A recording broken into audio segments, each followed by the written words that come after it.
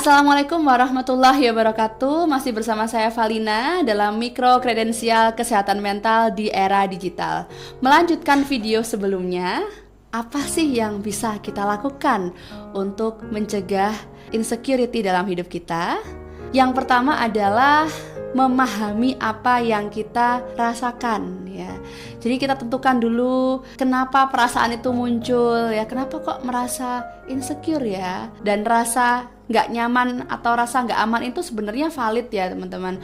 Ketika ditolak justru malah semakin bermasalah ke depannya. Jadi diterima dulu. Ketika kita menerima perasaan tidak aman itu, insya Allah akan ketemu, oh kenapa penyebabnya, ya. Kemudian masalah ini pasti punya penyebab yang logis yang boleh jadi bisa diselesaikan juga gitu. Meskipun tidak langsung pada penyelesaian masalah yang sempurna, paling tidak kita bisa memperbaiki hal-hal kecil dulu. Apa nih yang kurang, apa nih yang bisa diperbaiki, ya. Satu persatu, ya, setahap demi setahap.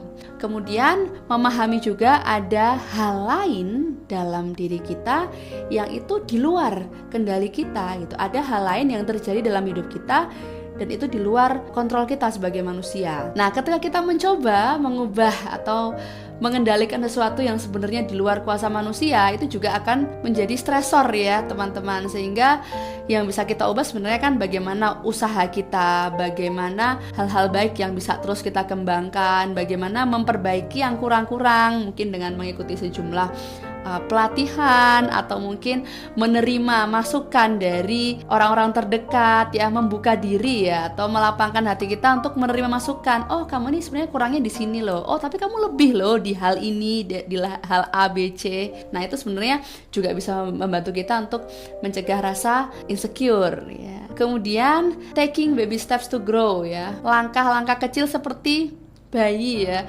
Mungkin kita lupa, ya teman-teman, tapi kita juga pernah punya langkah-langkah kecil itu. Kita juga pernah berproses merangkak, ya, kemudian merambat pegangan benda-benda lain sampai akhirnya kita bisa berjalan bahkan berlari, ya. Nah, begitu juga dengan skill yang kita miliki, ya, baik di ruang publik, baik di ruang nyata maupun di media sosial, di ruang virtual.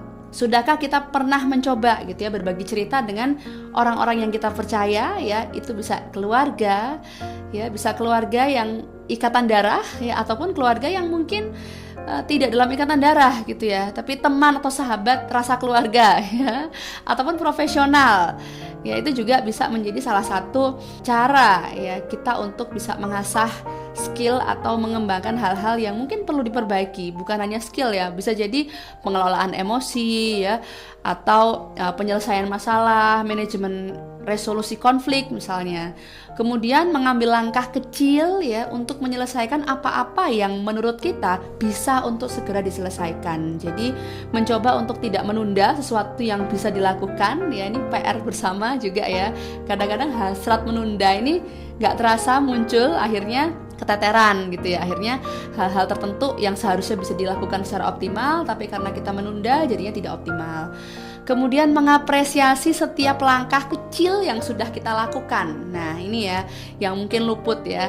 Kita hanya menginginkan hasil yang cemerlang, yang langsung baik gitu. Padahal semua orang juga berproses, ya. Tidak hanya dalam setting akademik, ya, setting pendidikan, tapi juga di setting lainnya. Misalnya dalam setting bisnis atau dalam setting yang paling sederhana, ya, kemampuan public speaking, ya, dan juga kemampuan mengelola emosi, ya. Saya rasa itu dibina sejak kecil, ya, bukan tiba-tiba langsung bisa punya kemampuan emosi yang stabil. Kemudian yang terakhir, ya, if you try too much too soon, ya, you may feel overwhelmed, which will only hurt you in the long run. Jadi kalau misalnya kita melakukan banyak hal dalam sekali waktu, mungkin kita akan kewalahan gitu, ya. Jadi mungkin step by step ini akan bermanfaat bagi individu yang memang pace-nya tidak bisa terlalu cepat, dan itu nggak apa-apa sebenarnya, ya. Baik untuk orang-orang yang memang butuh waktu lebih untuk mengerjakan sesuatu misalnya, ya, tidak ditunda tapi juga tidak langsung dikerjakan semua aktivitas dalam satu waktu. Kemudian memperbaiki relasi, saya rasa memang banyak sekali kajian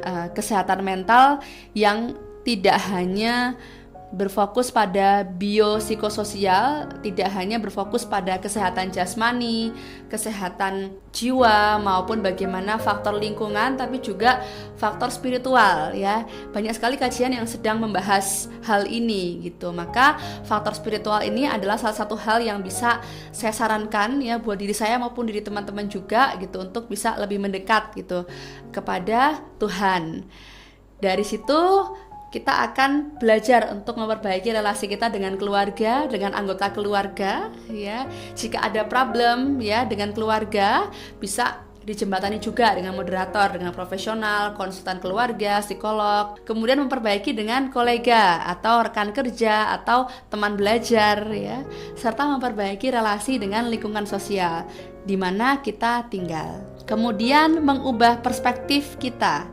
Jadi salah satu hal yang bikin kita insecure tadi kan karena kita belum punya tujuan yang fix nih. Nah kalau kita sudah punya tujuan yang fix, kita jadi tahu peran-peran kita tuh sebenarnya berharga gitu ya. Dimana kita hidup itu sebenarnya kita menjalankan peran ya. Minimal sebagai anak, sebagai pasangan, peran-peran kita di ranah publik ya. Jangan sampai kita meng-underestimate ya, sekecil apapun peran itu ya. Dan tidak sempurna itu tidak apa-apa ya. Karena kalau sempurna, saya rasa nggak akan ada ya manusia yang sempurna, nggak ada gading yang tidak retak gitu ya. Tidak ada sesuatu yang benar-benar sempurna dalam hidup ya, termasuk kompetensi manusia. Yang utama adalah kita mau terus berkembang setiap harinya, belajar setiap harinya, dan mau menerima masukan dari orang lain dengan punya relasi yang sehat juga dengan sekitar. Dan yang terakhir adalah belajar untuk mengevaluasi diri, namun tidak terlalu mengkritisi diri terlalu berlebih. Karena kalau mengkritisi diri terlalu berlebih, ujung-ujungnya akan stres juga gitu ya, akan lelah juga. Oke, selanjutnya adalah lakukan segala sesuatu dengan versi terbaik kita. Apa sih misalnya yang jadi hobi teman-teman ya, yang bisa dikembangkan, passion yang bisa dikembangkan. Hal apa sih yang kita suka ya untuk kita lakukan, sekalipun kita lelah, kita tetap energik untuk melakukan ya. Coba diperhatikan juga konsistensinya, kemudian bagaimana pengelolaan emosi kita, pengelolaan stres ya, dan bangun kepercayaan diri yang baik juga gitu ya. Karena sekali lagi segala sesuatu itu bisa terasah dengan baik ya, dan hasilnya juga insya Allah perlahan-lahan mengikuti. Dan dalam sebuah pepatah ya, saya sempat mendengar, jagalah ilmu dengan menulis ya. Beberapa tahun terakhir saya sempat mengikuti salah satu terapi ya, terapi menulis ekspresif. Itu juga cukup membantu kita untuk bisa menguraikan apa yang kita rasakan ya. Dan ini bukan berarti harus diupload di media sosial, bukan ya. Justru ini benar-benar uraian ya perasaan kita terhadap suatu kejadian ya. Salah satu hal yang cukup berkesan ya ketika dalam sebuah sesi konsultasi gitu ya, yang menarik adalah psikolog tersebut memberikan saran, uraikan 3 hal baik setiap harinya dalam hidup kamu gitu ya. Awalnya saya merasa seperti kok kayak artifisial banget ya gitu. Awalnya kayak canggung gitu ya menuliskan hal baik dalam hidup kita setiap harinya.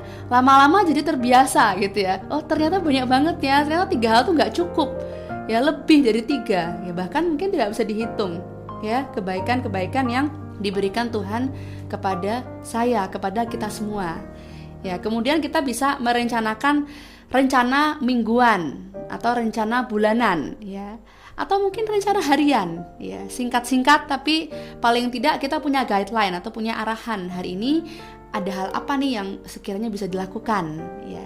Karena kalau misalnya itu tuntas, insya Allah akan memunculkan rasa puas juga. Oh alhamdulillah, rasa syukur juga. Oh alhamdulillah hari ini tercapai. Oh alhamdulillah ada sebagian yang tercapai, ada sebagian yang mungkin masih menjadi PR untuk esok hari.